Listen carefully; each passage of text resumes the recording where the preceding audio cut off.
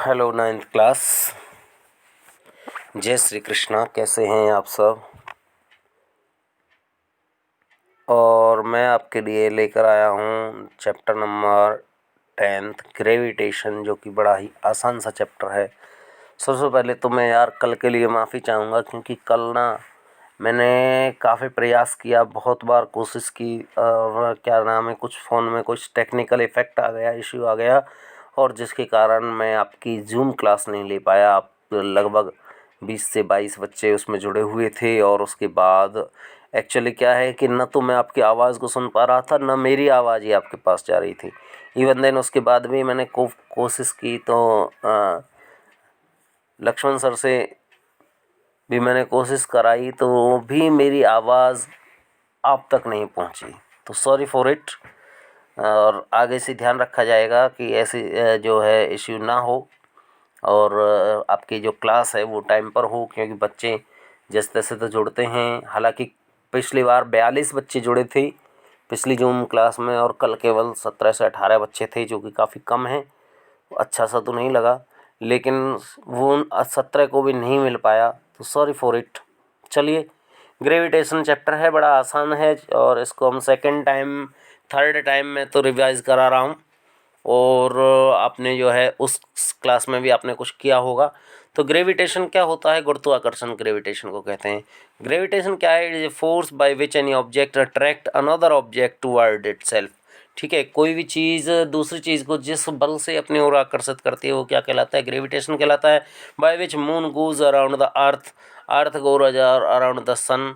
ठीक है, पृथ्वी सूर्य के चारों ओर घूमती है, या फिर सूर्य जो है चंद्रमा पृथ्वी के चारों ओर घूमता है। सारी चीज़ें एक दूसरे को जो अट्रैक्ट करते हैं, वो किसके कारण करते हैं? फोर्स ऑफ ग्रेविटेशन के कारण।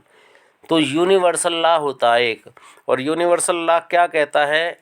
ये दो ऑब्जेक्ट मैंने दिए हैं,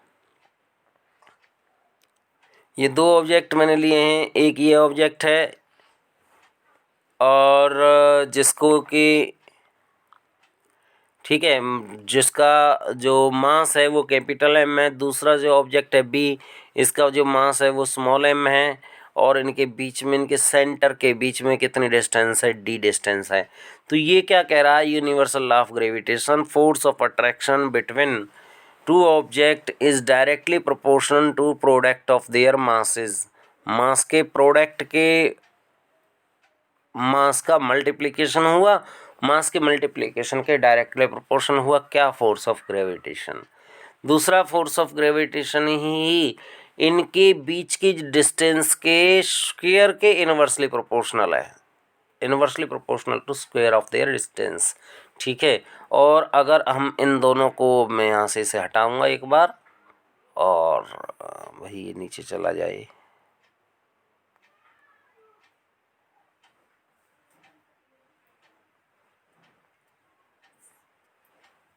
ठीक है, तो इन दोनों का जब कंबाइन किया तो F equal to G m m upon r square upon d square, ये जो है यूनिवर्सल लॉ ऑफ ग्रेविटेशन है।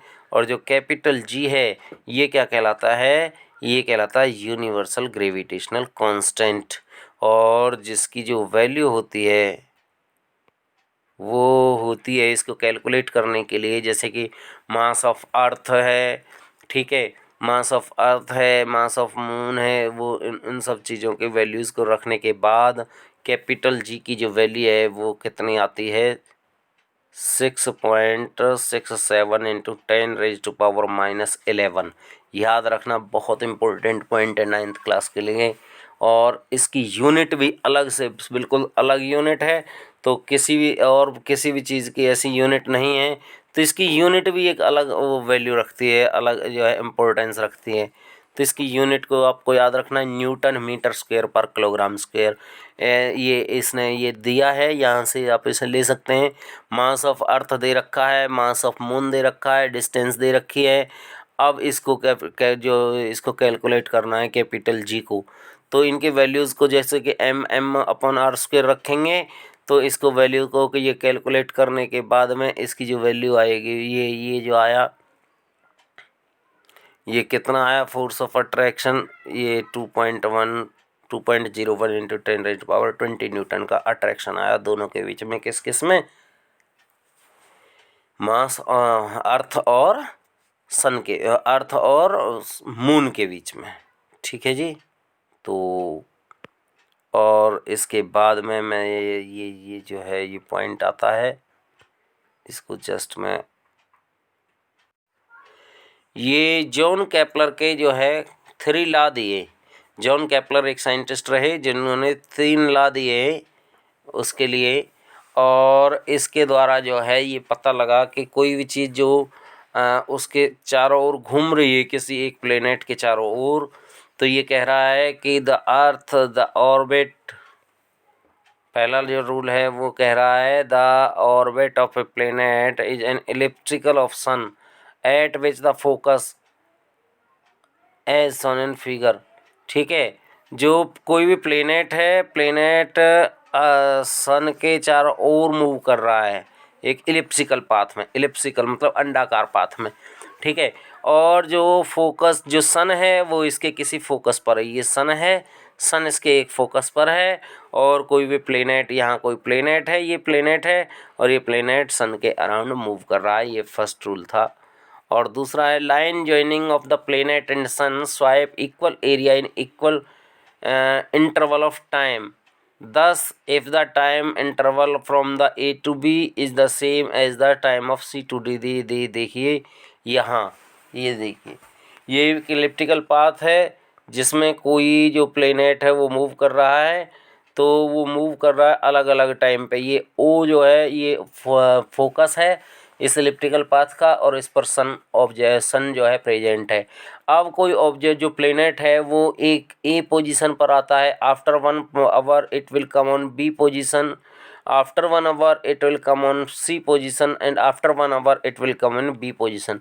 तो वो कह रहा है the planet cover equal area in equal interval of time. Area of, इसका मतलब मैं जो कहना चाह रहा हूँ, जो ये मुल्ला कहना चाह रहा है वो ये कह रहा है एरिया ऑफ जो ट्राइंगल टाइप में बना है, वैसे तो ये ट्राइंगल है नहीं, ए बी ओ, ए से बी तक, बी से ओ तक, ये वाला एरिया, ये एरिया इक्वल होगा इक्वल टाइम में। ये अगर 1 आवर में कंप्लीट हो रहा है तो 1 आवर में ही कंप्लीट होगा एरिया ऑफ किसका, बी सी ओ, और यही एरिया जो है वो किसके बराबर होगा, एरिया ऑफ सी डी ओ।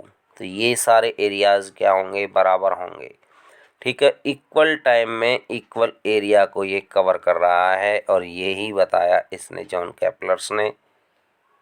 और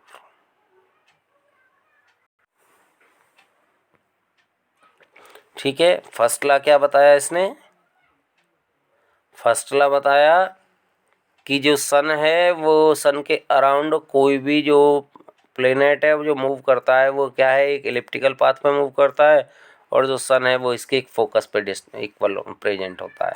सेकंड लॉ उसने क्या बताया, इसी इलिप्टिकल पाथ में जो सेम टाइम में जो प्लेनेट है वो सेम एरिया कवर करता है, ये इसने बताया। इसका एरिया नीचे वाले का और बीच वाले का एरिया और पीछे वाले का एरिया ये सब बराबर होंगे।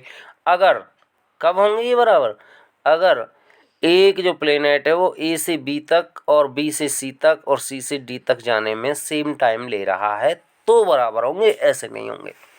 तीसरा जो जॉन केपलर का रूल है वो क्या कह रहा है, वो कहता है कि the cube of mean distance of a planet from sun, ठीक है, cube of mean distance of planet from sun, sun से प्लेनेट के बीच के जितने भी डिस्टेंस है उसका तो कर दें क्या क्यूब, ये डिस्टेंस है आर, इसका कर दें क्यूब, और is directly proportional to the square of the orbit time period, ठीक है, ऑर्बिट के टाइम पीरियड के स्क्वायर के बराबर होगा। ये जितनी भी डिस्टेंस ऑब्जेक्ट के या प्लेनेट की है सन से, उसका क्यूब डायरेक्टली प्रोपोर्शन होगा किसके, उसने कितना टाइम टेक किया है उसके स्क्वायर के। इसका मतलब क्या है, इसका मतलब है कि आर का क्यूब जो होगा,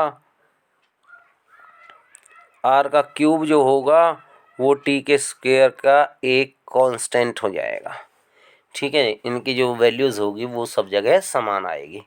तो बच्चों इसके बाद ये जो वीडियो है ये थोड़ी सी लंबी ज़्यादा हो जाएगी, तो मैं आपको यहाँ पर ये 2 पॉइंट 3 पॉइंट मैंने क्लियर कराए, और बाकी नेक्स्ट वीडियो में हम मिलेंगे। तो आप थोड़े से पढ़ते रहें, अपने आप को मोटिवेट रखें पढ़ने के लिए। पढ़ाई बहुत आवश्यक है, और जितनी जल्दी स्कूल खुल जाएंगे उतना तो बेटर रहेगा ही रहेगा। उसके बाद तो फिर आपका रेगुलर क्लास चलेगी चलेगी, लेकिन इसमें भी आप अपना एफर्ट्स लगाएं।